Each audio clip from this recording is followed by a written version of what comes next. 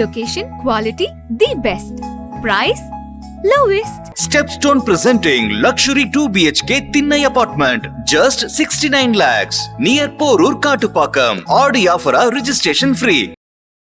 இல்லை அதாவதுமா இது வந்து ஒரு யூடியூப் சேனலில் ஒரு காமெடியாக ஒரு சீரியஸாக நடந்த ஒரு விஷயத்தை காமெடியாக சொல்லியிருக்காங்க. இது எல்லாருக்கும் எப்படி வந்து அவர்களுக்கு அந்த உரிமை இருக்குது, அதே மாதிரி வழக்கு கொடுக்குற உரிமையும் இருக்குது. அதே மாதிரி நீங்கள் இன்னொருத்தர் சொன்ன யாரோ ப்ரொடியூசர் போட்டிருக்காங்க, அவருக்கும் உரிமை இருக்குது. அண்ணா இருந்தார், பெரியார் இருந்தார், அவர் பெரிய பெரிய தலைவர்கள் இருந்தாங்க. அவங்கெல்லாம் சொல்லி தெரிந்தாதவன் கோபி சுதாகர் சொன்னோடனே தெரிஞ்சிட போகிறாங்க. அப்படி கிடையாது. மனிதன் ஹியூமன் பொறுத்த அளவுக்கு, ஹியூமன் கேட்டல்ஸை பொறுத்த அளவுக்கு தனியாக இருக்கிற வரைக்கும் அவன் மனுஷனாக இருப்பான். கூட்டமாக சேர்ந்துட்டான் அப்படின்னா மிருகமாக மாறிடுவான். புரியுதா? இதுதான் வந்து உலகம் ஃபுல்லாக உள்ள கான்செப்ட். ஸோ அதை காமெடி, அது காமெடி தான். அது காமெடி பீஸ் தான் அவங்க போகிறான். கூட்டமாக சேர்ந்து கத்திட்டு போகிறவனா தனியாக கூப்பிடுங்க, ஓடி போயிடுவான். அவனுக்கும் வாழ்க்கை இருக்குது, அவனும் ஸ்போர்ட்ஸ் மேன்னா. ஏன்டா அவன் ஏன்டா கொலை பண்ணுறான்? அவனை யார் சொன்னான் கொலை பண்ண சொல்லி? அவன் கொலைகாரன் தான். அவன் வந்து எந்த ஜாதி மதம் இனம், சின்ன பையன் மண்ணாங்கட்டி மட்டையா எல்லாம் பார்க்க முடியாது. அவன் ஒரு கொலைகார பையன். அந்த கொலைகாரனை பிடிச்சி உள்ளே போட்டிருக்காங்க போலீஸ். அவ்வளோதான்.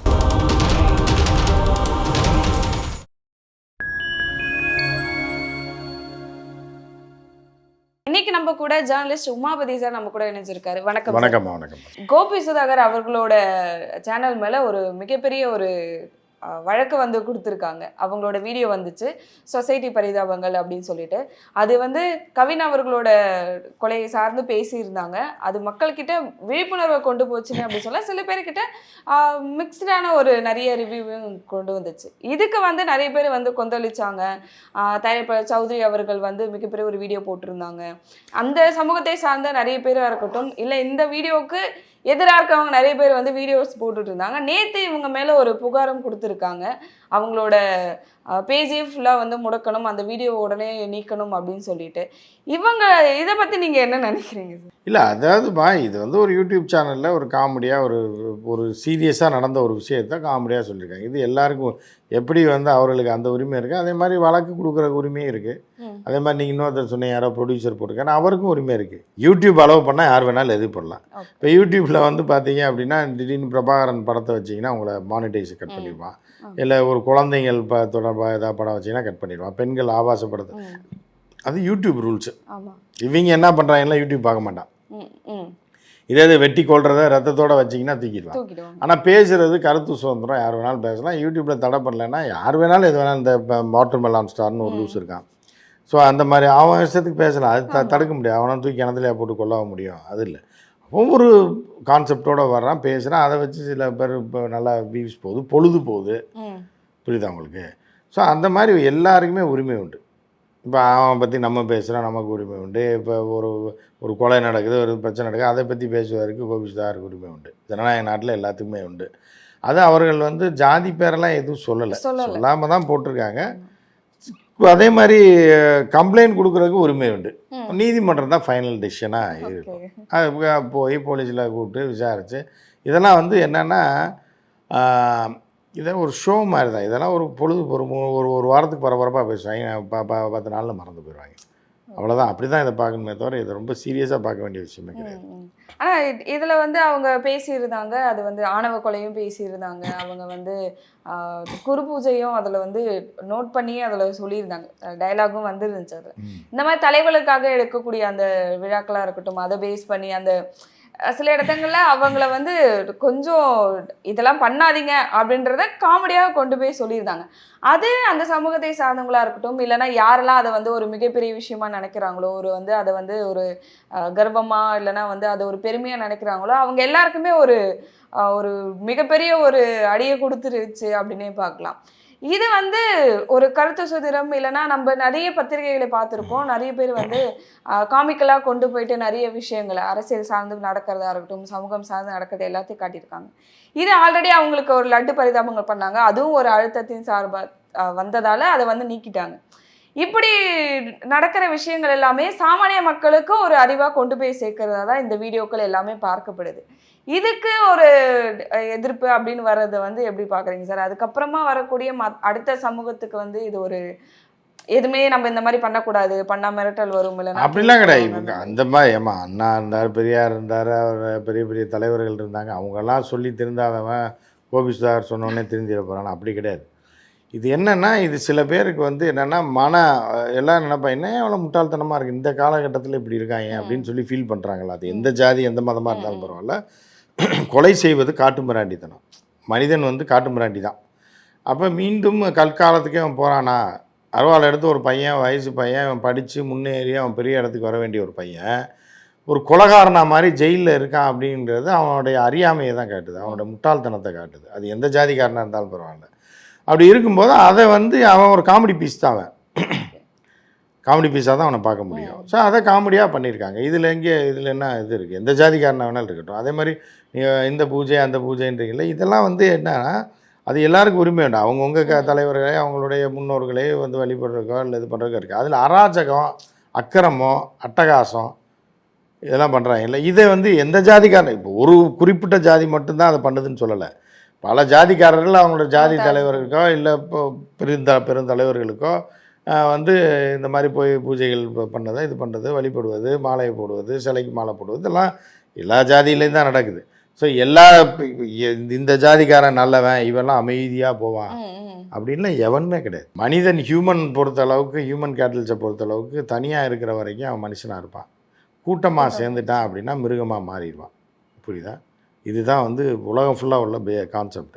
ஸோ அதை காமெடி அது காமெடி தான். அது காமெடி பீஸ் தான். அவங்க போகிறான் கூட்டமாக சேர்ந்து கத்திட்டு போகிறவனா தனியாக கூப்பிடுங்க ஓடி போயிடுவான். ஏன்னா அது எந்த இதாக இருந்தாலும் சரி. சும்மா அவங்க வந்து தனியாக நிற்க முடியாத ஒரு ஆள் தனியாக ஒரு விஷயத்தை செய்ய முடியாதவன் வந்து கூட்டமாக சேர்ந்து செய்வான். இது வந்து ஜாதி மதம் இனம் மொழி எதுவாக வேணாலும் இருக்கலாம். ஏன்னா ஸோ இவங்க எல்லாமே காமெடி பீஸ் தான். ஸோ அதை பற்றி விமர்சனம் பண்ணுறதுக்கு வந்து நீங்கள் அது தவறுன்னுலாம் நம்ம சொல்ல முடியாது. அது அவங்கவுங்க இஷ்டம். அவன் விமர்சனம் பண்ணுறதுக்கு அவனுக்கு உரிமை இருக்குது. நீ கம்ப்ளைண்ட் கொடுக்குறனா கொடு, உனக்கு உரிமை இருக்குது. ரெண்டையும் வழக்காக எடுத்து விசாரிக்கிறதுக்கு நீதிபதிக்கு உரிமை இருக்குது. தீர்ப்பு சொல்கிறதுக்கு அவருக்கு உரிமை இருக்குது. அந்த தீர்ப்பின் அடிப்படையில் என்ன வருதோ அதுபடி போயிட்டு. அந்த வீடியோ வந்தது வந்து அதை சார்ந்து பேசியிருந்தோம். இப்போ நிறைய பேர் அதுக்கு வந்து போட்டிருந்தாங்க. இன்னொருத்தர் என்ன சொல்லியிருந்தாங்கன்னா, கவின் வந்து அவன் இறந்துட்டான், நீங்க அவனுக்காக நீங்க பாக்குறீங்க. சுர்ஜித்தை வந்து ஒரு விளையாட்டு சார்ந்து அவர் வந்து பெருசா வர வேண்டிய ஒரு ஆளு, அவரோட வாழ்க்கையும் போயிடுச்சு இல்லை அப்படின்னு சொல்லிட்டு அவங்களுக்கு ஒரு சாஃப்ட் கார்னர் கொடுக்குற மாதிரி நிறைய பேர். அவருக்கு யாரு கோபி சுதாகர் தான் அருவாள் எடுத்து கொடுத்து வாழ்க்கையை கெடுத்துட்டாங்க. இல்லை பக்கத்து வீட்டுக்காரங்க எடுத்துட்டாங்க. அவனே வந்தான் அவனே வெட்டினான்னா அந்த நாய் ஜெயிலில் இருக்க வேண்டியதான். அது எவனாக இருந்தால் எந்த ஜாதிக்காரனாக இருந்தான். கொலைகாரன் எந்த ஜாதிக்காரன் அவன் ஸ்போர்ட்ஸ்மேனாக இருந்தான்னா ரொம்ப நல்ல ஒரு நகைக்கடை விளம்பரத்துலலாம் வருவார். இவர் 2 பேரை கொண்டுட்டாருங்க பாவம் அவர் வாழ்க்கை நாசமாக போயிடும் அவரை விட்டுருங்கன்னு சொல்ல முடியுமா? இல்லை இவர் எம்எல்ஏங்க வீட்டில் வேலை பார்த்த பிள்ளை டப்புன்னு டென்ஷனில் இருந்த நேரத்தில் அங்கே போயிருக்கு போல அடித்து கொண்டு விட்டார் அவர் பாவம் ஒரு எம்எல்ஏ தெரியாமல் பண்ணிட்டாரு அப்படின்னு சொல்ல முடியுமா? அப்படி சொல்கிறவன் எவ்வளோ பெரிய லூஸாக இருப்பான் பாருங்க. அவனுக்கும் வாழ்க்கை இருக்குது. அவனும் ஸ்போர்ட்ஸ் மேன்னா ஏன்டா அவன் ஏன்டா கொலை பண்ணுறான்? அவனை யார் சொன்னான் கொலை பண்ண சொல்லி? புரியுதா உங்களுக்கு? அவன் கொலைகாரன் தான். அவன் வந்து எந்த ஜாதி மதம் இனம் சின்ன பையன் மண்ணாங்கட்டி மட்டையா எல்லாம் பார்க்க முடியாது. அவன் ஒரு கொலைகார பையன். அந்த கொலைகாரனை பிடிச்சி உள்ளே போட்டிருக்காங்க போலீஸ். அவ்வளோதான். அப்படி தான் அதை பார்க்க முடியுமே தவிர அதை வந்து இவர் இதாக பண்ணுறாரு பாவம்னா அவன் எவ்வளோ பெரிய லூஸாக இருப்பான் பாருங்க. அந்த பாவம்னு சொல்கிறவனை கொலைகாரனுக்கு வக்காலத்து வாங்குறவனை கொலை செய்தவனை வந்து இது ஜாதி மதம் இன மொழிலாம் கிடையாது. அப்படி இருக்கவனுக்கு வக்காலத்து வாங்குறவனை முதல்ல பிடிச்சி உள்ளே போகணும்.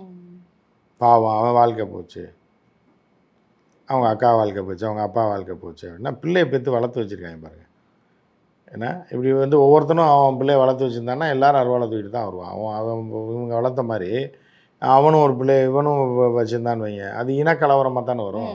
இப்போ கவின்ற பையனே அந்த மாதிரி கொலைகாரனாக வளர்த்து வச்சுருக்கான். இல்லை இந்த கொலை பண்ணவன் பேர் என்ன, அவன் வீட்டுக்கு பக்கத்து வீட்டுக்காரன் அவன் வேறு ஜாதிக்காரன் அவனையும் இதே மாதிரி அவன் ஒரு அருவாள் இவன் ஒரு அருவாள் அவன் ஒரு அருவாள் பின்னாடி தெருவுக்காரன் ஒரு வேறு ஜாதிக்காரன் அவன் ஒரு அருவாள் எல்லாத்தையும் இந்த மாதிரி முட்டாளாக அவன் வீட்டில் வளர்த்து வச்சுருந்தானா ஒவ்வொருத்தரும் மோதிக்கிட்டு சாகிறதா ஊரே வெட்டிட்டு செத்துருவான் ஒரே நாளில். இந்த மாதிரி காமெடியன்ஸ் முட்டாள்கள் கோமாளிகள் கொடூரன்களை வந்து அடக்கி வைக்கிறதுக்கு தான் இந்த சட்டம் ஒழுங்கு இது காவல்துறை இதெல்லாம் இருக்குது. இவன் அதையும் மீறி இப்படி செய்கிறான்னா இவன் எவ்வளோ பின்தங்கி காட்டுமிராண்டியாக இருக்கான்றது தான் சொல்ல முடியும். ஓகே சார், என்னோட கடைசி கேள்வி, ஒரு நிறைய இடங்கள் நம்ம பார்க்குறோம் படிப்பு தான் நம்மளை வந்து ஒரு மேலிடத்துக்கு நம்மளோட சிந்தனையாக இருக்கட்டும் எல்லாத்துலையும் நம்ம ஒரு மேலிடத்துக்கு கொண்டு போகும் அப்படின்றது. இது வரைக்கும் நடந்த ஆணவ கொலைகள் நிறைய வந்து யார் அவங்க என்ன படிச்சிருக்காங்க அவங்க என்ன வந்து செஞ்சுட்டு இருந்தாங்க அப்படின்ற நிறைய விஷயங்கள் நம்ம பார்க்கல. இந்த ஒரு ஆணவ கொலைகள் மட்டும் என்னன்னா சுர்ஜித் வந்து ஸ்போர்ட்ஸ்ல இருந்தாரு, அவர் வந்து ஒரு ஸ்போர்ட்ஸ்ல இருந்தா சொல்றாங்க. என்னன்னா படிப்பு வந்து ஒருத்தரை ஒரு மேன் மனிதனா மாத்தும் அப்படின்றது வந்து இந்த ஒரு இடத்துல அது படிப்புக்கும் அறிவுக்கும் சம்மந்தம் இல்லைம்மா. மாசா அதாவது எப்படின்னா அறிவுன்றது வேற, அது சுயம்பா வர்றது.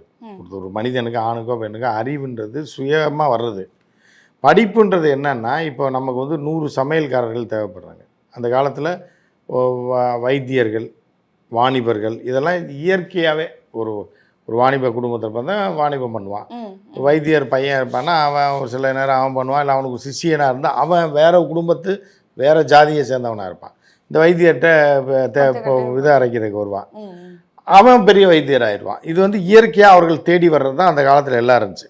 ஆனால் இப்போ வந்து அந்த இயற்கையாக உருவாவது பத்தாது, ஒரு கொடையின் கீழ் கொண்டு வரணும், ஒரு பயிற்சியின் கீழ் கொண்டு வரணுன்றதுக்காக தான் இந்த படிப்பு வந்திருக்கே தவிர, அதில் வந்து இப்போ ஒரு ஆயிரக்கணக்கான பேர் படிக்கிறான்னா அவன் வேறு கோர்ஸ் கிடைக்காம இந்த மருத்துவம் படிப்பான். இல்லைனா இது பெருமைன்னு வந்து படிக்கிறவன் தான் ஜாஸ்தி. அந்த தொழிலில் எக்ஸ்பர்ட் பார்த்திங்கன்னா இப்போ மெடிக்கலில் இவ்வளோ படித்து இவ்வளோ டாப்பில் போய் இதை எழுதி எம்பிபிஎஸ் முடித்து எம்எஸ் முடித்து இருந்தால் கூட அதுலேயும் 1000ல் ஒருத்தர் தான் எக்ஸ்பர்ட்டாக இருப்பாங்க. மற்றவங்கன்னா சாதா டாக்டராக தான் இருப்பாங்க. அதில் வந்து ஹார்ட் ஸ்பெஷலிஸ்ட்டு அது வர்றது அதில் 1000ல் ஒருத்தர் தான் வருவாங்க. அப்போ எக்ஸ்பர்ட்டுக்கெல்லாம் எக்ஸ்பர்ட் தான் ஒரு இடத்துல இது இருக்க முடியும். ஸோ இது வந்து என்னென்னா அதுதான் அறிவு. எக்ஸ்பர்ட்டாக இருக்கிறது தான் அறிவு. படிக்கிறது வந்து கல்வி. நமக்கு 1000 டாக்டர் தேவை, என்ன பண்ணுவீங்க? ஒரு ஊரில் ஒரு சித்த மருத்துவர் தான் இருப்பார் அப்படின்னு வைங்களேன். அப்போ யாரெல்லாம் இது இன்ட்ரெஸ்ட் இருக்கோ வாங்கப்பா சொல்லித்தரேன்னு சொல்லி கொடுக்குறது தான் படிப்பு. அதுக்கு அறிவுக்கும் சம்மந்தம் கிடையாது. ஸோ அதனால் அதையும் இதையும் நீங்கள் இது மிங்கிள் பண்ண முடியாது. இல்லை படித்தா ஒருத்தவங்க வந்து ஓரளவுக்கு அறிவு வரும். ஒரு சமூகத்தில் பழக்கம் வழக்கம், அப்புறம் வந்து வேறு இடங்களை பார்ப்பது, அதுதான் கல்வி. மொத்தமாக நிறையா பேர் ஒன்றா உட்காந்து படிக்கிறது. வெவ்வேறு ஜாதி, இனம், மொழி, மதத்துக்காரன் வருவான். வேறு வேறு பழக்க வழக்கம் உள்ளவர்களுடைய பழக்கம் நமக்கு ஏற்படும். அப்போ இந்த உலகத்தை பற்றி நம்ம தெரிஞ்சுக்குவோம். சரியா? ஸோ அதுதான் வந்து கல்வியோட ப்ளஸ்ஸு.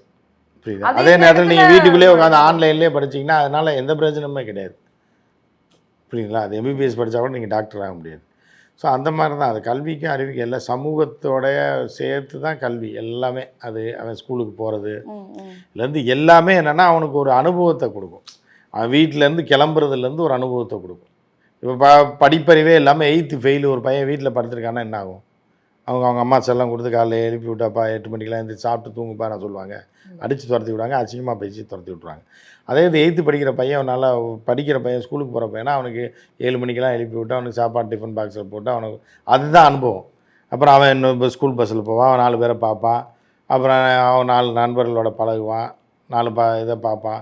இப்படின்னு அவன் போகிற ட்ராவலு, அவன் இப்போ ஸ்கூலுக்கு போகிற விஷயங்கள், அங்கே நடக்கிற விஷயங்கள், அது அனுபவங்கள், அந்த வீட்டில் நடந்ததை பற்றி அவன் சொல்லக்கூடியது, பார்க்குறது. இப்போ கஷ்டப்படுற ஃபேமிலியிலேருந்து எப்படி வராங்க, நம்ம என்ன நிலமையில் இருக்கோம், அவன் புரிஞ்சு நம்ம வீட்டை பற்றி நமக்கு வந்து நம்ம வீட்டில் புரியாது, ஸ்கூலுக்கு போனால் தான் புரியும். ஆமாம், என்னடா பரவாயில்ல நம்ம வீட்டில் பஸ்ஸெலாம் வச்சு விட்ருக்காங்க, ஆட்டோலாம் அனுப்புகிறாங்க, பாவம் நடந்தே வரேன்றான் பஸ் ஸ்டாப்பில் இருந்து அப்படிங்கும்போது அவனுக்கு ஒரு அனுபவம். அதாவது வாழ்க்கை பாடத்தையும் சரி உலக பாடத்தையும் சொல்லிக் கொடுக்குறது தான் கல்வி. அதுலேயும் ஒருத்தன் முட்டாள அருவாளை தூக்கிட்டு இருக்கான்னா அவனை விட அடிமுட்டாலும் காட்டு மிராண்டி அவனுமே கிடையாது. இப்போ கரெக்டாக என்ன போயிட்டுருக்கு அப்படின்ற நிறைய விஷயங்கள் நீங்கள் எங்களுக்காக ஒரு தெளிவான ஒரு பதில் கொடுத்தீங்க. ரொம்ப நன்றி. நன்றி.